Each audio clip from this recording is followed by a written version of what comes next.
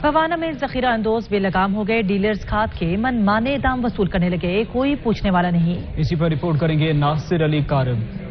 ریڑھ کی ہڈی کی حیثیت رکھنے والی زراعت مشکلات کا شکار۔ فوانا جامع آباد امین پر بنگلہ اور گرد و نواح میں یوریا کھاد کی ذخیرہ اندوزی اور بلیک میں فروخت دھڑل کے ساتھ جاری ہے۔ کمان، مکی، چاول اور چارے کے کاشتکار پریشانی کا شکار ہو گئے ہیں۔ جو ڈیلر صاحبان ہیں وہ 4500 سے لے کے 5000 تک فروخت کر رہے ہیں اور وہ بھی بلیک میں۔ اس حوالے سے کاشتکاروں کا کہنا تھا کہ ڈی اے پی پہلے مقررہ ریٹ پر مل رہی تھی، مگر اب اس کی بھی بلیک میں فروخت شروع ہو گئی ہے۔ یوریا کھاد کی ذخیرہ اندوزی کی جا رہی ہے، جب بلیک میں یوریا کھاد روپے سے لے کر 5000 روپے میں فروخت ہو رہی ہے۔ کاشتکاروں کا کہنا تھا کہ گندم کی بوائی کا سیزن قریب ہے، مزید بحران پیدا ہوگا۔ ان کا کہنا تھا کہ کھاد نہ ملنے سے فصلوں کی پیداوار شدید متاثر ہو رہی ہے کہ ملک میں ریڑھ کی ہڈی کی حیثیت رکھنے والی زراعت تباہی کے دانے پر ہے۔ کاشتکاروں نے نگران وزیر اعلیٰ پنجاب اور انتظامیہ سے مطالبہ کیا ہے کہ کھادوں کی مقررہ نرخوں پر فراہمی یقینی مزید کسی نقصان سے بچ سکیں۔ کیمرہ مین غلام عباس کے ساتھ ناصر علی،